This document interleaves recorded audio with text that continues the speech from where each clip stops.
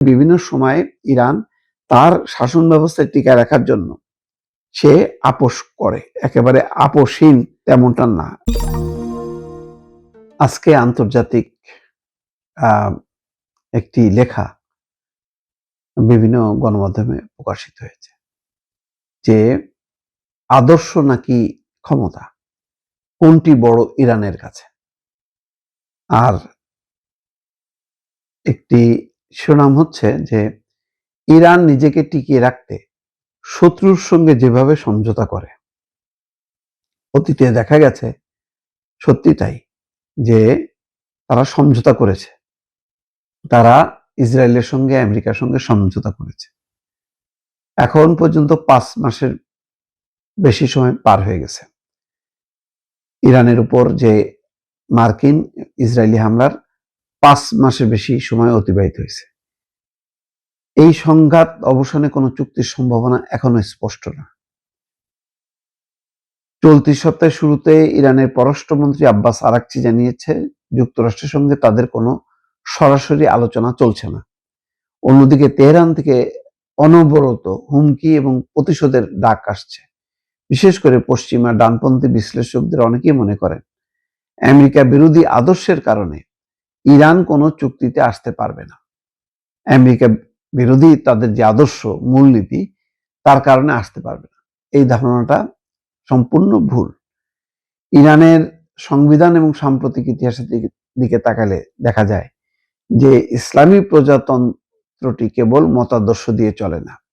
বর্তমান শাসন ব্যবস্থা নিজেদের ক্ষমতায় টিকে রাখার জন্য, এবং সেটা যদি মূলনীতির সাথে সামঞ্জস্যপূর্ণ হয়, তাহলে যুক্তরাষ্ট্র বা ইসরায়েলের সঙ্গেও চুক্তি করতে কোনো দ্বিধা করবে না ইরান।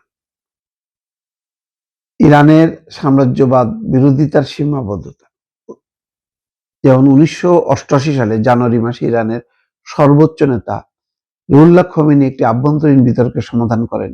তিনি ঘোষণা করেন ইসলামী সরকারের স্বার্থ রক্ষা করা নামাজ, রোজা এবং হজের মতো ইসলামের অন্য কোনো বিধানের চেয়ে ঊর্ধ্বে। যাই হোক, এখানে একটা গুরুত্বপূর্ণ বিষয় হচ্ছে যে অনেক দেশের ভেতরে তাদের দমন পীড়নের নিন্দা করলেও আন্তর্জাতিক অঙ্গনে তাদের প্রতিরোধের একটি বড় স্তম্ভ হিসাবে মনে করেন। ইরানের সাম্রাজ্যবাদ বিরোধিতা সার্বজনীন নয়, বরং এটি তাদের সুবিধাজনক অবস্থানের উপর নির্ভর করে। অতীতে দেখা গেছে যেমন 1988 সালে জুলাই মাসে খোমেনি ইরাকের সঙ্গে যুদ্ধবিরতি মেনে নিয়েছিলেন। তখন তিনি বলেছিলেন এই যুদ্ধবিরতি মেনে নেওয়া তার কাছে বিষপানের চেয়েও যন্ত্রণাদায়ক। ওই যুদ্ধের সময় সাদ্দাম হোসেনকে ঠেকাতে তেহরান মার্কিন যুক্তরাষ্ট্রের কাছ থেকে ইসরায়েলের মাধ্যমে অস্ত্র নিয়েছিল। অর্থাৎ 88 সালে ইরাকের সাথে যে যুদ্ধ হয়, তখন যুদ্ধবিরতি মেনে নেয়, সেটা বলছে বিষপানের চেয়েও বেশি। তখন ওই যুদ্ধের সময় সাদ্দাম হোসেনকে ঠেকাইতে তেহরান আমেরিকার অস্ত্র ইসরায়েলের মাধ্যমে নিয়েছিল। তারা ওয়াশিংটনের সঙ্গে গোপনে যে চুক্তি করেছিল তা পরে ইরান কন্ট্রা কেলেঙ্কারি নামে পরিচিত। আচ্ছা, আবার 9/11 হামলার পর আফগানিস্তানে মার্কিন আগ্রাসনের সময় জার্মানির বন সম্মেলনে আফগানিস্তানের ভবিষ্যৎ সরকার গঠনে ইরান এবং মার্কিন কূটনীতিকরা একযোগে কাজ করছে।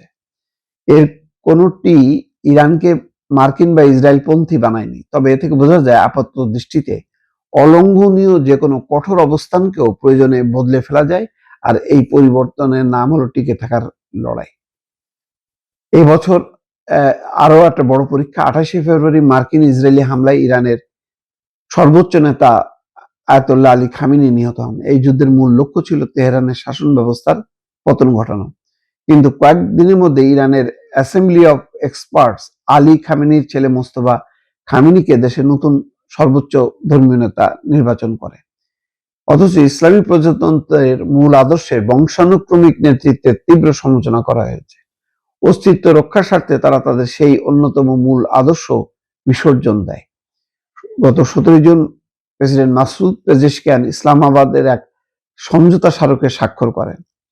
এই স্মারকে সংঘাত বন্ধ করা, নিষেধাজ্ঞা তুলে নেওয়া, আটকে থাকা তহবিল ফেরত এবং পুনর্গঠনে সহায়তার কথা বলা হয়েছে। নতুন নেতা মোস্তফা খামেনি তার অসন্তুষ্টের কথা জানিয়েও শেষ পর্যন্ত লিখিতভাবে এটা অনুমোদন করেন।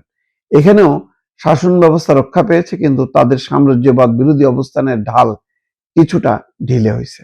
তার মানে বিভিন্ন সময়ে ইরান তার শাসন ব্যবস্থায় টিকায় রাখার জন্য সে আপোষ করে, একেবারে আপোষহীন তেমনটা না।